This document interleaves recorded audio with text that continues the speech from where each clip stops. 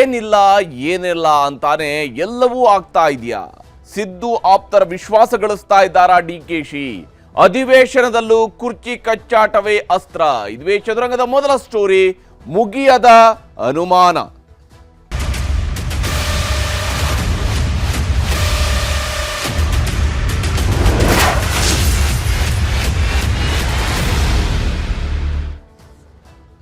ಸರ್ಕಾರದ ಚುಕ್ಕಾಣಿ ಹಿಡಿದವರ ನಡುವೆ ಒಂದಿಷ್ಟು ಗೊಂದಲಗಳು ಏರ್ಪಟ್ಟರೆ ನಂತರ ಅದರ ಸುತ್ತಲೂ ನಡಿಬಹುದಾದಂತಹ ಪ್ರತಿ ಘಟನೆಯೂ ಕೂಡ ಅನುಮಾನದಿಂದ ನೋಡುವಂತೆ ಮಾಡುತ್ತೆ. ಸಿದ್ದರಾಮಯ್ಯನವರು ಸರ್ಕಾರವನ್ನು ಮುನ್ನಡೆಸ್ತಾ 2.5 ವರ್ಷ ತುಂಬುತ್ತಾ ಇದ್ದಂತೆಯೇ ಶಿವಕುಮಾರ್ ಅವರ ಪಾಳಯ ಬಹಳ ಅಲರ್ಟ್ ಆಗಿತ್ತು, ದೆಹಲಿಗೆ ಹಾರಿತ್ತು. ಶಿವಕುಮಾರ್ ಅವರನ್ನ ಮುಖ್ಯಮಂತ್ರಿ ಸ್ಥಾನದಲ್ಲಿ ಕೂತ್ಕೊಳ್ಳೋದನ್ನು ನೋಡಬೇಕು ಅಂತೇಳಿ ಕಾದು ಕುಳಿತಂತಹ ರೀತಿಯಲ್ಲಿ ಶಾಸಕರು, ಅವರ ಆಪ್ತ ಶಾಸಕರು ಮಾತನಾಡೋದಕ್ಕೆ ಶುರು ಮಾಡಿದರು. ಸಹಜವಾಗಿಯೇ ಚಟುವಟಿಕೆಗಳು ಬಹಿರಂಗ ಆದವು. ಇದರ ನಂತರ ಎರಡೆರಡು ಬ್ರೇಕ್ಫಾಸ್ಟ್ ಮೀಟಿಂಗ್ಗಳ ಮೂಲಕವಾಗಿ ಈ ಬಿಟ್ಟಿರುವಂತಹ ಬಿರುಕಿಗೆ ಪ್ಲಾಸ್ಟರ್ ಹಾಕುವ ಪ್ರಯತ್ನವನ್ನು ಮಾಡಿದರೂ ಕೂಡ ನಂತರ ನಡೀತಿರುವ ಪ್ರತಿ ಸಭೆ, ಪ್ರತಿಯೊಬ್ಬರ ಮಾತುಕತೆ, ಪ್ರತಿಯೊಬ್ಬರು ಜೊತೆ ಸೇರಿದಾಗಲೂ ಕೂಡ ಅನುಮಾನದಿಂದ ನೋಡುವಂತೆ ಮಾಡಿದೆ. ಸಿಎಂ ಆಪ್ತ ಸಚಿವರುಗಳಿಗೆ ಗಾಳ ಹಾಕ್ತಿದ್ದಾರ ಡಿಕೆ ಶಿವಕುಮಾರ್ ಅನ್ನುವಂತಹ ಅನುಮಾನವೂ ಕೂಡ ಇಲ್ಲಿರುವಂಥದ್ದು. ಸಿಎಂ ಅವರ ಆಪ್ತ ಸಚಿವರುಗಳಿಗೆ ಗಾಳ ಹಾಕ್ತಾ ಇದ್ದಾರಾ ಶಿವಕುಮಾರ್? ಯಾಕಂದ್ರೆ ಬ್ರೇಕ್ಫಾಸ್ಟ್, ಲಂಚ್, ಡಿನ್ನರ್ಗಳ ಮೂಲಕ ವಿಶ್ವಾಸದ ಸೂತ್ರವನ್ನ ಹಿಡಿಯಲಾಗ್ತಾ ಇದೆಯಾ? ಎಲ್ಲದಕ್ಕೂ ವಿರಾಮ ಅನ್ನೋವಾಗಲೇ ಇಲ್ಲಿ ಅನುಮಾನ ಅನ್ನುವಂಥದ್ದು ನಿಲ್ಲಿಸ್ತಾ ಇಲ್ಲ. ಎಲ್ಲದಕ್ಕೂ ವಿರಾಮ ಹಾಕಿದೀವಿ, ಹೈಕಮಾಂಡ್ ಹೇಳುತ್ತೆ, ಹೈಕಮಾಂಡ್ ನಿರ್ಧಾರಕ್ಕೆ ನಾವೆಲ್ಲ ಬದ್ಧ. ಈ ಮಾತುಗಳು ಮುಖ್ಯಮಂತ್ರಿ ಸಿದ್ದರಾಮಯ್ಯನವರ ಬಾಯಿಂದ ಬಂದಿದೆ. ಆದರೆ ಅವರು ಹಾಗೆ ಹೇಳಿದ ನಂತರವೂ ನಡೀತಿರುವಂತಹ ಕೆಲವೊಂದು ಸಭೆಗಳು ಸಹಜವಾಗಿಯೇ ಅನುಮಾನದಿಂದ ನೋಡುವಂತೆ ಮಾಡ್ತಾ ಇದೆ. ಯಾಕಂದರೆ ಸಡನ್ ಆಗಿ ಶಿವಕುಮಾರ್ ಅವರು ಸತೀಶ್ ಜಾರಕಿಹೊಳಿ ಅವರು ಮೀಟಿಂಗ್ ಮಾಡ್ಕೊಂಡ್ರೆ ಏನಾಗುತ್ತೆ? ಅಲ್ಲಿ ಅನುಮಾನ ಅಲ್ಲದೆ ಮತ್ತೇನೇನು ಬರುತ್ತೆ?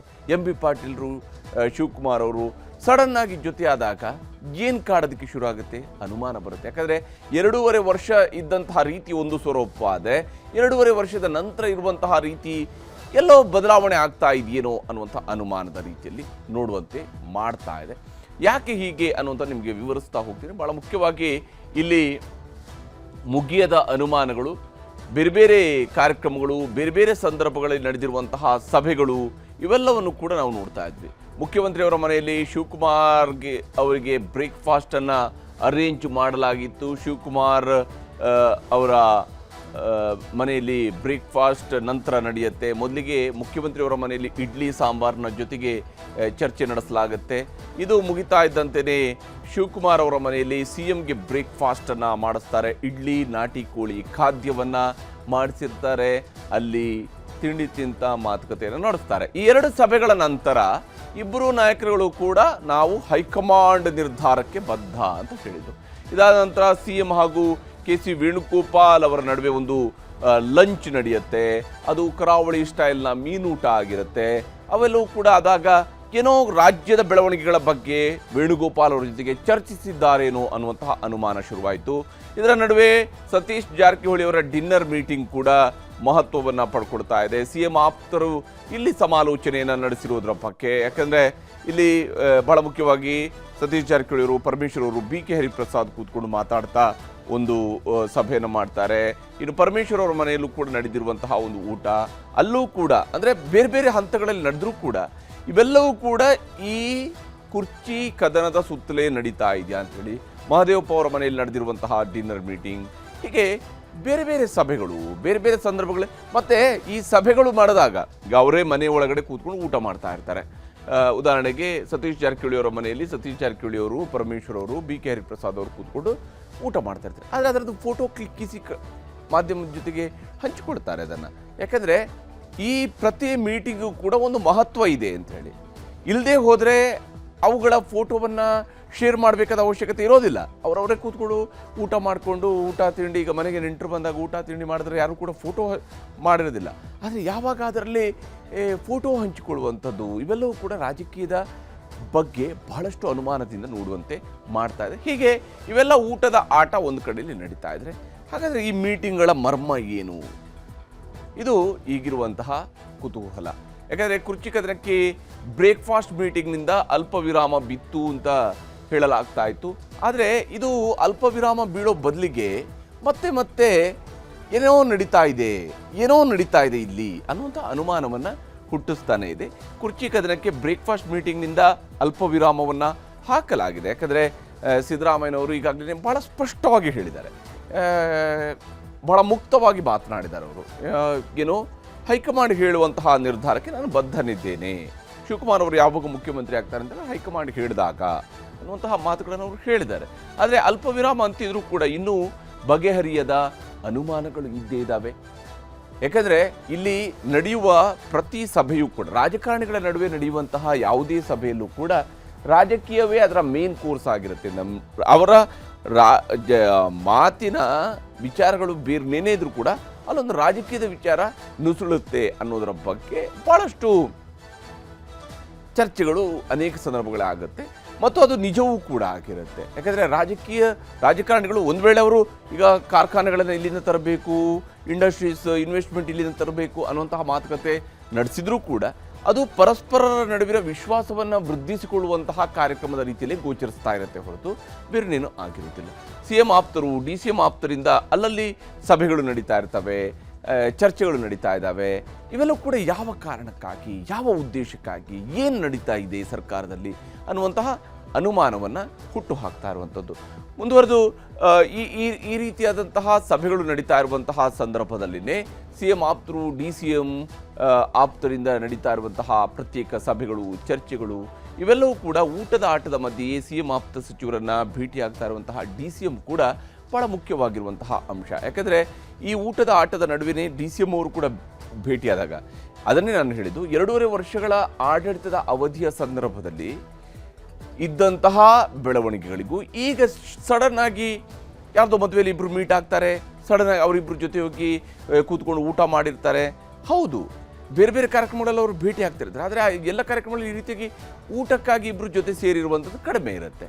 ಹಾಗಾಗಿ ಏನೋ ಒಂದು ಮಾತನಾಡಿದಾರಾ ಇವರು, ಯಾವುದಾದ್ರೂ ರಾಜಕೀಯದ ವಿಚಾರದ ಬಗ್ಗೆ ಚರ್ಚೆ ಆಗಿದೆಯಾ, ಅಥವಾ ಸತೀಶ್ ಅವರನ್ನು ವಿಶ್ವಾಸಕ್ಕೆ ತೆಗೆದುಕೊಳ್ಳುವ ಪ್ರಯತ್ನವನ್ನು ಶಿವಕುಮಾರ್ ಅವರು ಮಾಡ್ತಾ ಇದ್ದಾರಾ, ಈ ರೀತಿಯಾದಂತಹ ಅನುಮಾನಗಳು ಬರೋದಕ್ಕೆ ಶುರುವಾಗಿರುವಂಥದ್ದು ಈ ಊಟದ ಆಟದ ಚರ್ಚೆಯ ನಡುವೆ. ಊಟದ ಆಟದ ಮಧ್ಯೆಯೇ CM ಆಪ್ತ ಸಚಿವರನ್ನು ಶಿವಕುಮಾರ್ ಅವರು ಕೂಡ ಭೇಟಿಯಾಗ್ತಾ ಇದ್ದಾರೆ. ಇವೆಲ್ಲವೂ ಕೂಡ ಅನುಮಾನಗಳನ್ನು ಹುಟ್ಟು ಹಾಕ್ತಾ ಇರುವಂಥದ್ದು. ಮತ್ತು ಇಲ್ಲಿ DK ಶಿವಕುಮಾರ್ ಮನೆಗೆ ಸಚಿವ ಪ್ರಿಯಾಂಕ್ ಖರ್ಗೆ ಭೇಟಿ ಕೊಟ್ಟಿದ್ದಾರೆ. ಅರ್ಧ ಗಂಟೆಗಳ ಕಾಲ ಇವತ್ತು ಚರ್ಚೆಯನ್ನು ನಡೆಸಿದ್ದಾರೆ. ಸುಮಾರು ಅರ್ಧ ಗಂಟೆಗಳ ಕಾಲ ಚರ್ಚೆ ನಡೆಸಿದ್ದಾರೆ. ಅವರು PCC ಅಧ್ಯಕ್ಷರು, ಇವರು ಸಚಿವರು. ಸಹಜವಾಗಿಯೇ ಪಕ್ಷದ ಸಂಘಟನೆಗೆ ಸಂಬಂಧಪಟ್ಟಂಥ ವಿಚಾರಗಳು ಅಥವಾ ಬೇರೆ ಯಾವುದಾದ್ರೂ ಅವರ ಇಲಾಖೆಗೆ ಸಂಬಂಧಪಟ್ಟಂಥ ವಿಚಾರಗಳು ಆಗಿರಲೂಬಹುದು. ಆದರೆ ರಾಜಕೀಯವಾಗಿ ಅನುಮಾನಗಳನ್ನು ಹುಟ್ಟು ಹಾಕುತ್ತೆ. ಏನಕ್ಕೆ ಪ್ರಿಯಾಂಕ್ ಖರ್ಗೆ ಅವರು ಸಡನ್ ಆಗಿ ಶಿವಕುಮಾರ್ ಅವರ ಮನೆಗೆ ಹೋದರು, ಏನಕ್ಕೆ ಅರ್ಧ ಗಂಟೆ ಕೂತ್ಕೊಂಡು ಮಾತನಾಡಿದರು, ಈ ರೀತಿಯಾದಂಥ ಅನುಮಾನ ಸದ್ಯಕ್ಕೆ ನಮ್ಮ ರಾಜ್ಯ ರಾಜಕೀಯದಲ್ಲಿ ನಡೀತಾ ಇರುವಂಥದ್ದು ಇಂತಹ ಅನುಮಾನಗಳು. ಇನ್ನು KADB ಕಟ್ಟಡ ಉದ್ಘಾಟನೆ ವೇಳೆ ಅರ್ಧ ಗಂಟೆಗೂ ಹೆಚ್ಚು ಹೊತ್ತು ಶಿವಕುಮಾರ್ ಅವರು ಹಾಗೂ MB ಪಾಟೀಲರ ನಡುವೆಯೂ ಕೂಡ ಚರ್ಚೆ ನಡೆದಿದೆ. ಹಾಗಾದರೆ ಅಲ್ಲಿ ನಡೀತಾ ಇರುವಂತಹದ್ದು, ಅವರು ಹೇಳಿರುವಂತಹ ಮಾತುಗಳು ಕೂಡ ನಾವು ಯಾವುದೇ ರಾಜಕೀಯದ ಚರ್ಚೆ ಇಲ್ಲ, ಕೇವಲ ಇಲಾಖೆಗೆ ಸಂಬಂಧಪಟ್ಟಂಥ ಚರ್ಚೆ ಆಗಿದೆ ಅಂತ ಹೇಳಿದರೂ ಕೂಡ, ಇಲಾಖೆಯ ವಿಚಾರಗಳ ಚರ್ಚೆ ಆದರೂ ಕೂಡ ಇದು ವಿಶ್ವಾಸ ಗಳಿಸುವ ಪ್ರಯತ್ನನ, ಒಬ್ಬರು ಇನ್ನೊಬ್ಬರನ್ನು ಹೆಚ್ಚು ಅರ್ಥ ಮಾಡ್ಕೊಳ್ಳೋದಕ್ಕೆ ಪ್ರಯತ್ನಿಸ್ತಾ ಇದ್ದಾರಾ, ಈ ಮೂಲಕವಾಗಿ ಒಬ್ಬರು ಇನ್ನೊಬ್ಬರ ವಿಶ್ವಾಸ ಗಳಿಸೋದಕ್ಕೆ ಮುಂದಾಗ್ತಾ ಇದ್ದಾರೆ, ಇಂತಹ ಅನುಮಾನಗಳನ್ನು ಹುಟ್ಟು ಹಾಕ್ತಾ ಇದೆ. ನಿನ್ನೆ ಸತೀಶ್ ಜಾರಕಿಹೊಳಿ ಅವರ ಜೊತೆಗೆ ಚರ್ಚಿಸಿದರು DK ಶಿವಕುಮಾರ್, ಇವತ್ತು MB ಪಾಟೀಲ್ ಜೊತೆಗೆ ಮಾತುಕತೆಯನ್ನು ನಡೆಸಿದರು. ಹೀಗೆ ಒಂದಾದ ಮೇಲೆ ಒಂದು ಬೆಳವಣಿಗೆಗಳು ಆಗ್ತಾ ಇರುವಂಥದ್ದು ರಾಜ್ಯ ರಾಜಕೀಯದಲ್ಲಿ ಹೊಸ ಚರ್ಚೆಗಳನ್ನು ಹುಟ್ಟು ಹಾಕ್ತಾ ಇದೆ. ನಟ ಸುದೀಪ್ ಅಕ್ಕನ ಮಗನ ಆರ್ತಕ್ಷತೆ ಕಾರ್ಯಕ್ರಮದ ವೇಳೆ ಸತೀಶ್ ಜಾರಕಿಹೊಳಿಯವರು ಹಾಗೂ DK ಶಿವಕುಮಾರ್ ಅವರು ಊಟಕ್ಕೆ ಜೊತೆಯಲ್ಲೇ ಕುಳಿತಿದ್ರು ಅಂತ ಹೇಳಿ VIP ಅರೇಂಜ್ ಮಾಡಿರ್ತಕ್ಕಂಥ ಪ್ರತ್ಯೇಕ ಸ್ಥಳದಲ್ಲಿ ಅವರಿಬ್ಬರೇ ಕೂತ್ಕೊಂಡು ಊಟ ಮಾಡಿದ್ದಾರೆ. ಆದರೆ ಊಟದ ನಡುವೆಯಲ್ಲಿ ಅವರ ನಡುವೆ ಏನು ಮಾತುಕತೆ ಆಗಿದೆ ಇದರ ಬಗ್ಗೆ ಯಾವುದೇ ಸ್ಪಷ್ಟತೆ ಇಲ್ಲದೇ ಇದ್ದರೂ ಕೂಡ ಶಿವಕುಮಾರ್ ಅವರು ಹೇಳ್ತಿರುವಂತಹ ಮಾತುಗಳಲ್ಲಿ ಬಾಂಧವ್ಯ ಇರುತ್ತೆ, ನಂಟಸ್ತನ ಇರುತ್ತೆ. ಈ ರೀತಿಯಾದಂಥ ಮಾತುಗಳನ್ನು ಹೇಳಿದಾಗ ಏನು ಹೊಸ ನಂಟಸ್ತನ, ಈ ಅನುಮಾನ ಬರುತ್ತೆ. ಏನು ಹೊಸ ನಂಟಸ್ತನ ಅನ್ನೋಂಥ ಅನುಮಾನ ಬರುತ್ತೆ. ಅಧಿಕಾರ ಹಂಚಿಕೆ ಚರ್ಚೆಯ ನಡುವೆ ಸತೀಶ್ ಜೊತೆಗೆ DK ಶಿವಕುಮಾರ್ ಅವರು ಈಗ ಕಳೆದ ಒಂದು ವಾರದ ಅಂತರದಲ್ಲಿ 2ನೇ ಬಾರಿ ಈ ರೀತಿಯಾಗಿ ಮಾತುಕತೆ ನಡೆದಾಗ ಏನಪ್ಪ ಇದು ಅನ್ನುವಂತಹ ಅನುಮಾನವನ್ನು ಹುಟ್ಟುಹಾಕ್ತಾ ಇದೆ. ಕುರ್ಚಿ ಕಚ್ಚಾಟಕ್ಕೆ ಬ್ರೇಕ್ ಬಿತ್ತು ಅನ್ನುವಾಗಲೇ ಹೆಚ್ಚುತ್ತಿದೆ ಕುತೂಹಲ. ಈ ರೀತಿಯಾದಂತಹ ಬೆಳವಣಿಗೆಗಳು ಮತ್ತಷ್ಟು ಕುತೂಹಲವನ್ನು, ಯಾಕಂದರೆ ಸಂಪೂರ್ಣವಾಗಿ ಇದಕ್ಕೆ ಬ್ರೇಕ್ ಹಾಕುವಂತಹ ಸಂದರ್ಭ ಯಾವಾಗ ಬರುತ್ತೆ ಅಂತೇಳಿ ಹೈಕಮಾಂಡ್ ಓಪನ್ ಆಗಿ ಯಾವುದೇ ಸ್ಟೇಟ್ಮೆಂಟನ್ನು ಕೊಟ್ಟಾಗ, ಬಹಿರಂಗವಾಗಿ ಹೈಕಮಾಂಡ್ ತಮ್ಮ ನಿಲುವು ಇಂಥದ್ದು, ಯಾಕೆಂದರೆ ಇಬ್ಬರು ಕೂಡ ಹೈಕಮಾಂಡ್ನ ನಿರ್ಧಾರಕ್ಕೆ ಬದ್ಧ ಅಂತ ಹೇಳಿರೋದ್ರಿಂದಾಗಿ ಹೈಕಮಾಂಡ್ ಸ್ಪಷ್ಟವಾಗಿ ಇದು ನಮ್ಮ ನಿರ್ಧಾರ ಅಂತ ಹೇಳಿದರೆ ಓಕೆ ಫೈನ್, ಅಲ್ಲಿಗೆ ಮುಗೀತು. ಆದರೆ ಇವಾಗಿರೋದೆಲ್ಲವೂ ಕೂಡ ಅಲ್ಪ ವಿರಾಮಗಳು. ಹೀಗಾಗಿಯೇ ಇಂತಹ ಕುತೂಹಲವು ಕೂಡ ಹೆಚ್ಚುತ್ತಾ ಇರುವಂಥದ್ದು ರಾಜ್ಯ ರಾಜಕಾರಣದ ವಿಚಾರಕ್ಕೆ ಸಂಬಂಧಪಟ್ಟಿರುವಂಥದ್ದು. ಈ ವಿಚಾರದಲ್ಲಿ ಇವತ್ತಿನ ಬೇರೆ ಬೇರೆ ಸಭೆಗಳ ವಿಚಾರದ ಬಗ್ಗೆ ಏನೇನು ಹೇಳಿದ್ದಾರೆ ಅನ್ನೋದನ್ನು ನಿಮಗೆ ತೋರಿಸ್ತೀನಿ. ಹೌದು, ಭೇಟಿಯಾದಿ ಸಂದರ್ಭಗಳು ಅಲ್ಲ, ನೀವು ಭೇಟಿಯಾದಿ ಯಾಕಂದ್ರೆ ಮದುವೆ ಇತ್ತು. ಅದು ನಾವು ಮದುವೆ ಹೋಗಿದ್ವಿ, ಅವರು ಮದುವೆ, ಅವ್ರಿಗೂ ಆಪ್ತರಿಗೆ ನಮಗೂ ಆಪ್ತರ. ಸೊ ಬಂದ ಸಂದರ್ಭದಲ್ಲಿ ಭೇಟಿಯಾದ್ವಿ. ಅವರು ಕೂಡ ನಮ್ಮ ಜೊತೆ ಊಟ ಕೂತಿದ್ದ ಜೊತೆಯಲ್ಲಿದ್ದರು. ಸೊ ಅಷ್ಟಾಯ್ತು. ಅವ್ರು ಇನ್ನೂ ಮತ್ತೆ ಬೇರೆ ಕಾರ್ಯಕ್ರಮ ತಗೋದ್ರು, ನಾವು ನಮ್ಮ ಮನೆಗೆ ಬಂದ್ವಿ ಅಷ್ಟೇ. ಪ್ರತ್ಯೇಕವಾಗಿ ಒಂದು 15 ನಿಮಿಷ ಹೌದು, ಪ್ರತ್ಯೇಕವಾಗಿ 15ಕ್ಕೆ ಜಾಸ್ತಿನ ಮಾತಾಡಬಹುದು. ಏನ್ ಸರ್ ಇತ್ತೀಚೆಗೆ 2 ಬಾರಿ ಎಲ್ಲ ಸಂದರ್ಭ ಅದು ಮುಖ್ಯ ಅಲ್ಲ. ಅವ್ರಿಗೆ ಅಲ್ಲಿ ನಾವು ಬರೋದು ಅವ್ರಿಗೆ ಗೊತ್ತಿಲ್ಲ, ಅವ್ರು ಬರೋದು ನಮ್ಗೆ ಗೊತ್ತಿಲ್ಲ. ಮದುವೆ ಸಂದರ್ಭ ಬಂದಾಗ ಸಹಜವಾಗಿ ಅಧ್ಯಕ್ಷರು ಅವರು ಸೊ ಮಾತಾಡುತ್ತ ಸಂದರ್ಭ ಮಾತಾಡಿದ್ವಿ ಅಷ್ಟೇ, ಬೇರೆ ಏನಿಲ್ಲ. ಖಂಡಿತ ನಾನು ಸತೀಶ್ ಸೇರಿದ್ದು ನಿಜ. ಎಲ್ಲ ರಾತ್ರಿ ಯಾವುದೋ ಒಂದು ಮದುವೆಯಲ್ಲಿ ನಾವೆಲ್ಲ ಸೇರಿಕೊಂಡು ಕೆಲವು ವಿಚಾರಗಳು, ರಾಜ್ಯದ ಪಕ್ಷದ ವಿಚಾರ ಮಾತಾಡ್ತಾ ಇರ್ತೀವಿ. We all are colleagues. ಏನು ನಮ್ಮ ವೈರಿಗಳ ಥರ ಲೆಕ್ಕ ಆಗ್ತಾ ಇದ್ದೀರಲ್ಲ ನೀವು. ಏನು ಕೂದಲ ಏನಿಲ್ಲ. ಪಾಲಿಟಿಕ್ಸಲ್ಲಿ ಬಾಂಧವ್ಯ, ನಂಟಸ್ತನ, ಸ್ನೇಹ ಎಲ್ಲ ಇದ್ದೇ ಇರ್ತದೆ. ರಾಜಕಾರಣ ಇದು ಕೆಡಿಬಿ ಬಿಲ್ಡಿಂಗ್, ಇದು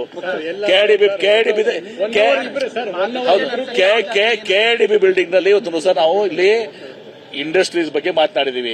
ರಾಜಕಾರಣ ಮಾತಾಡ್ಬೇಕಾದ್ರೆ ನಾವು ಕೆಪಿಸಿ ಆಫೀಸಿಯಲ್ಲಿ ಮಾತಾಡ್ತೀವಿ, ಅಥವಾ ಡಿ ಕೆ ಶಿವಕುಮಾರ್ ಅವ್ರ ಮನೆಯಲ್ಲಿ ಮಾತಾಡ್ತೀವಿ, ಸಿದ್ದರಾಮಯ್ಯ ಅವ್ರ ಮನೆಯಲ್ಲಿ ಮಾತಾಡ್ತೀವಿ, ಅಥವಾ ನಮ್ಮ ಮನೆಯಲ್ಲೇ ಅವ್ರು ಮಾತಾಡ್ತಾರೆ. ತಪ್ಪೇನಿದೆ? ಸತೀಶ್ ಜಾರಕಿಹೊಳಿ ಅವರು ನಮ್ಮ ಪಕ್ಷದ ಒಬ್ಬ ಸೀನಿಯರ್ ಲೀಡರ್. ಚೀಫ್ ಮಿನಿಸ್ಟರ್ ಜೊತೆ, ಡೆಪ್ಯೂಟಿ ಚೀಫ್ ಮಿನಿಸ್ಟರ್ ಗೊತ್ತೆ, ಕೆಪಿಸಿಸಿ ಗೊತ್ತೆ, ಡೆಲ್ಲಿ ಹೈಕಮಾಂಡ್ ಜೊತೆ ಮಾತಾಡಿದ್ರೆ ಮತ್ತೆ ಯಾರ ಜೊತೆ ಮಾತಾಡ್ಬೇಕು ನಾವು? ಈಗ ನಾನು ಎಂ ಬಿ ಪಾಟೀಲ್ 1 ಗಂಟೆ ರಾಜ್ಯದಕ್ಕೆ ಯಾವ್ಯಾವ ರೀತಿ ಇನ್ವೆಸ್ಟರ್ಸ್ನ ಕರಿಬೇಕು, ಏನು ಮಾಡಬೇಕು, ಆಂಧ್ರ ಯಾವ ರೀತಿ ನಮಗೆ ಕಾಂಪಿಟೇಷನ್ ಬರ್ತಾ ಇದೆ, ತಮಿಳುನಾಡು ಯಾವ ರೀತಿ ಬರ್ತಾ ಇದೆ, ತೆಲಂಗಾಣ ನಾಳಿದ್ದು ಒಂದು ದೊಡ್ಡ ಕಾರ್ಯಕ್ರಮ ಇಟ್ಟಿದೆ, ನಾವು ಹೆಂಗೆ ಕಾಂಪೀಟ್ ಮಾಡಬೇಕು, ನಾವು ಗ್ಲೋಬಲ್ ಲೆವೆಲಲ್ಲಿ ಹೆಂಗೆ ಕಾಂಪೀಟ್ ಮಾಡಬೇಕು, ಅದನ್ನು ನಾವು ಚರ್ಚೆ ಮಾಡ್ತಾ ಇದ್ದೀವಿ. ಹೀಗೆ ತಮ್ಮ ಚರ್ಚೆಯ ಅಜೆಂಡಾಗಳು ಏನಿದ್ವು ಅನ್ನುವಂಥದ್ದನ್ನು ಹೇಳ್ಕೊಂಡಿದ್ದಾರೆ, ಬಹಿರಂಗವಾಗಿ ಹೇಳ್ಕೊಂಡಿದ್ದಾರೆ. ಇದರಲ್ಲಿ ಏನು ಯಾವುದೇ ವಿಚಾರಗಳು ಇರಬಹುದು, ಆದರೆ ಸಹಜವಾಗಿಯೇ ಈ ರೀತಿಯಾದಂಥ, ಅದಕ್ಕೆ ನಾನು ಹೇಳಿದ್ದು ಇಲ್ಲಿ ಅನುಮಾನ ಅನ್ನುವಂಥದ್ದು ನಿಲ್ತಾ ಇಲ್ಲ. ಇಲ್ಲಿ ಜಮೀರ್ ಅವರು ಶಿವಕುಮಾರ್ ಅವ್ರ ಜೊತೆಗೆ ಮಾತಾಡ್ತಿರ್ಬೋದು, ಪ್ರಿಯಾಂಕ್ ಖರ್ಗೆ ಅವರು ಶಿವಕುಮಾರ್ ಅವ್ರನ್ನ ಭೇಟಿಯಾಗಿ ಮಾತುಕತೆ ನಡೆಸಿರುವಂಥದ್ದಿರ್ಬೋದು, ಸತೀಶ್ ಜಾರಕಿಹೊಳಿ ಮತ್ತು ಶಿವಕುಮಾರ್ ಅವರ ನಡುವೆ ನಡೆದಿರುವಂತಹ ಮಾತುಕತೆ ಇರಬಹುದು, ಅಥವಾ ಎಂ ಬಿ ಪಾಟೀಲ್ ಹಾಗೂ ಶಿವಕುಮಾರ್ ಅವರು ಇವತ್ತು KADBಯ ಮೀಟಿಂಗ್ನಲ್ಲಿ ಜೊತೆಯಾಗಿ ಕಾರ್ಯಕ್ರಮದಲ್ಲಿ ಭಾಗಿಯಾಗಿದ್ದಿರ್ಬೋದು. ಹೀಗೆ ಈ ಪ್ರತಿಯೊಂದು ಮೀಟಿಂಗ್ಗಳು ಕೂಡ ಒಂದಲ್ಲ ಒಂದು ರೀತಿಯಾದಂಥ ಅನುಮಾನ, ಕುತೂಹಲಗಳನ್ನು ಹುಟ್ಟು ಹಾಕ್ತಾ ಇರುವಂಥದ್ದನ್ನು ನಾವಿಲ್ಲಿ ಗಮನಿಸ್ಬೋದು. ಆದರೆ ಇದರ ನಡುವೆ ಬದಲಾವಣೆಯ ಚರ್ಚೆಗೆ ಇನ್ನೂ ಕೂಡ ಕಂಪ್ಲೀಟಾಗಿ ಬ್ರೇಕ್ ಹಾಕೋದಕ್ಕೆ ಸಾಧ್ಯ ಆಗಿಲ್ಲ. ಕಾಂಗ್ರೆಸ್ನವರು ಹೇಗೆ ಮಾತಾಡ್ತಿದ್ದಾರೆ ಅಂತ ಹೇಳಿದರೆ, ಇಲ್ಲ ಎಲ್ಲ ನಿರ್ಧಾರವನ್ನು ಹೈಕಮಾಂಡ್ ತೆಗೆದುಕೊಳ್ಳುತ್ತೆ ಅಂತ ಹೇಳ್ತಾರೆ.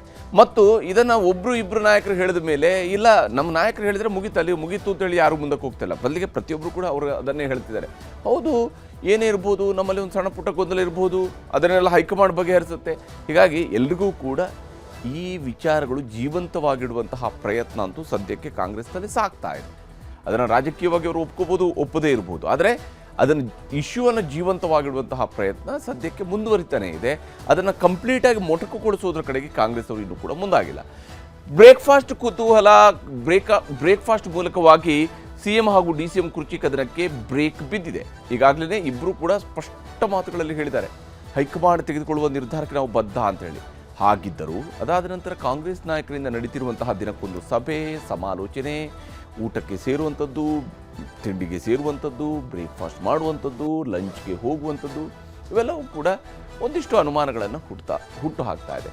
ಸಿಎಂ ಹಾಗೂ ಕೆಪಿಸಿಸಿ ಅಧ್ಯಕ್ಷರ ಬದಲಾವಣೆ, ಸಂಪುಟ ಪುನರ್ರಚನೆ ಈ ಎಲ್ಲ ವಿಚಾರಗಳ ಬಗ್ಗೆಯೂ ಕೂಡ ಮಾತುಗಳು ನಿಲ್ತಾ ಇಲ್ಲ. ಯಾಕಂದರೆ ಒಂದು ಕಡೆಯಲ್ಲಿ ಸಂಪುಟ ಪುನರ್ರಚನೆ ಆಗೋಗ್ಬಿಡುತ್ತೆ ಅಂತೇಳಿ ಶಾಸಕರುಗಳು ದೇವಸ್ಥಾನಗಳಿಗೆ ಹೋಗ್ತಿದ್ದಾರೆ, ವಿಶೇಷ ಪೂಜೆಗಳನ್ನು ನೆರವೇರಿಸ್ತಾ ಇದ್ದಾರೆ, ಅರ್ಚನೆಯನ್ನು ಮಾಡಿಸ್ತಾ ಇದ್ದಾರೆ, ತೆಂಗಿನಕಾಯಿ ಹೊಡಿತಾ ಇದ್ದಾರೆ.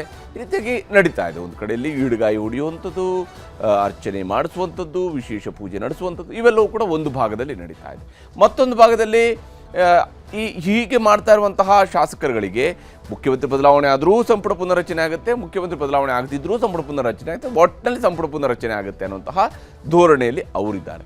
ಇದು ಸದ್ಯಕ್ಕೆ ನಡೀತಿರುವಂಥದ್ದು. ಪಕ್ಷದಲ್ಲಿ ಯಾವುದೇ ಗೊಂದಲ ಇಲ್ಲ ಅಂತ ಹೇಳ್ತಾನೆ ಎಲ್ಲದರ ಬಗ್ಗೆಯೂ ಕೂಡ ಚರ್ಚೆಯನ್ನು ಮಾಡ್ತಾ ಇದ್ದಾರೆ. ಎಲ್ಲರೂ ಕೂಡ ಯಾರೂ ಕೂಡ ಅದಕ್ಕೆ ಫುಲ್ ಸ್ಟಾಪ್ ಆಗ್ತಾ ಇಲ್ಲ, ಬದಲಿಗೆ ಒಂದಲ್ಲ ಒಂದು ರೀತಿಯಲ್ಲಿ ಅದಕ್ಕೆ ಚರ್ಚೆಯನ್ನು ಮಾಡ್ತಾ ಇದ್ದಾರೆ. ಚರ್ಚೆ ಜೀವಂತವಾಗಿಟ್ಟಿದ್ದಾರೆ. ಬೆಳಗಾವಿ ಅಧಿವೇಶನದ ಬಳಿಕ ಏನಾದರೂ ಬದಲಾವಣೆ ಇದೆಯೇ ಅಂತ ಅನುಮಾನದಿಂದ ನೋಡುವಂತೆ ಮಾಡ್ತಾ ಇದೆ ಈ ಎಲ್ಲ ಬೆಳವಣಿಗೆಗಳು ಕೂಡ ಅಂಥದ್ದೊಂದು ಕುತೂಹಲವನ್ನು, ಅಂಥದ್ದೊಂದು ಅನುಮಾನವನ್ನು ಹುಟ್ಟುಹಾಕಿರುವಂತೆ. ವಿಚಾರಕ್ಕೆ ಸಂಬಂಧಪಟ್ಟಂತೆ ಕಾಂಗ್ರೆಸ್ನ ನಾಯಕರುಗಳು ಏನೇನು ಹೇಳ್ತಿದ್ದಾರೆ ಅನ್ನೋದನ್ನು ನಿಮಗೆ ತೋರಿಸ್ತೀನಿ. ಆಮೇಲೆ ಕೆಪಿಸಿಸಿ ಅಧ್ಯಕ್ಷ ಸ್ಥಾನ ತಮಗೆ ಬಿಟ್ಕೊಡ್ತಕ್ಕಂಥ ಒಂದು ವಿಚಾರವಾಗಿ ಕೂಡ ಎಲ್ಲೂ ಚರ್ಚೆ ಆಗಿಲ್ಲ. ಇನ್ನೂ ಅಂತ ಸಂದರ್ಭ ಕೂಡ ಬಂದಿಲ್ಲ ರೀ. ಬಂದಾಗ ನೋಡೋಣ. ಅದು ಇನ್ನೂ ಪಕ್ಷದ ಅಂತಲ್ಲಿ ಎಲ್ಲಿ ಚರ್ಚೆ ಪ್ರಾರಂಭ ಆಗಿಲ್ಲ ರೀ. ಆದ್ಮೇಲೆ ಬೇಕಾದ್ರೆ ನೋಡೋಣ. ತಮ್ಮ ಬೆಂಬಲ ಬೇನ ಕೇಳಿದಾರೆ ಸರ್ ಅವರು? ಇಲ್ಲ ಬೆಂಬಲ ಕೇಳೋ ಪ್ರಶ್ನೆ ಇಲ್ಲ. ನಾವೇ ಪ್ರಶ್ನೆ ಬರಲ್ಲ. ನಾವು ಬೆಂಬಲ ಕೊಡೋದು ಪ್ರಶ್ನೆ ಬರೋದಿಲ್ಲ. ಪಕ್ಷ ಅಂತಿಮವಾಗಿ ನಿರ್ಧಾರ ಮಾಡ್ತಾರೆ. ನಮ್ಮ ಬೆಂಬಲ ಪ್ರಶ್ನೆ ಬರೋದಿಲ್ಲ. ನನ್ನ ಸ್ಪಿರಿಟ್ ಮುಖ್ಯ ಯಾರು ಸಚಿವರು ಇದ್ದಿಲ್ಲ. ನಾ ಆಕಾಂಕ್ಷಿ ಯಾವುದೂ ಅಲ್ಲ. Opportunities if they knock your door you have to grab them. ಹಾಗಾಗಿ ನನ್ನ ಡೋರ್ಗೆ ಯಾವುದು ಅಪಾರ್ಚುನಿಟಿ ನಾಕ್ ಆಗಿಲ್ಲ. ಅದು ಬಾಧ್ಯ ಹಾಗೆ ನಾನು ಅದ್ರ ಬಗ್ಗೆ ತೆಲೀರು ಕೇಳಿಸ್ಕೊಳ್ತಿಲ್ಲ. ನನಗೇನು ಗೊತ್ತಿರಲಿಲ್ಲ. ನನಗೇನು ಗೊತ್ತಿಲ್ಲ. ನಾನು ಅದ್ರ ಬಗ್ಗೆ ಚರ್ಚೆನೂ ಮಾಡಿದೆ. ನೋಡಿ, ಹೈಕಮಾಂಡ್ ತೀರ್ಮಾನ ಅಂತಿಮ ಅಂತ ಸಿದ್ದರಾಮಯ್ಯ ಸಾಹೇಬರು ಹೇಳಿದ್ದಾರೆ, ನಮ್ಮ ಶಿವಕುಮಾರ್ ಅವರು ಹೇಳಿದ್ದಾರೆ, ಎಲ್ಲರೂ ಹೇಳಿದ್ದಾರೆ. ಇನ್ನೇನು ಅದ್ರ ಬಗ್ಗೆ ಚರ್ಚೆ ಏನು? ನಾವು ನೋಡಪ್ಪ, ಅದು ನೋಡಿ, ಆ ವಿಷಯಕ್ಕೆ ಸುಮ್ಮನೆ ನಮ್ಮನ್ನ ಎಳೆದು ತರಬೇಡಿ. ಆಸೆ ಎಲ್ರಿಗೂ ಇರ್ತದ್ರಿ, ಆಸೆ ಇರೋದಿಲ್ಲ ಅಂತಲ್ಲ. ಆ ಸಮಯ ಸಂದರ್ಭ ಬಂದಾಗ ನೋಡೋಣ. ಈಗ ಯಾಕೆ ಸುಮ್ಮನೆ? ಹೀಗೆ ಎಲ್ಲರೂ ಫುಲ್ ಸ್ಟಾಪ್ ಹಾಕಿಸುವ ಪ್ರಯತ್ನ ಮಾಡ್ತಾ ಇದ್ದಾರೆ. ಆದರೆ ಅದು ಪದೇ ಪದೇ ಅಲ್ಪವಿರಾಮವಾಗಿ ಪರಿವರ್ತನೆಗೊಳ್ತಾ ಇದೆ. ಎಲ್ಲಿಗೆ ಹೋಗಿ ನಿಲ್ಲುತ್ತೆ ಈ ಮುಗಿಯದ ಅನುಮಾನಗಳು ಅನ್ನುವಂಥದ್ದನ್ನು ನೋಡಬೇಕಾಗಿದೆ.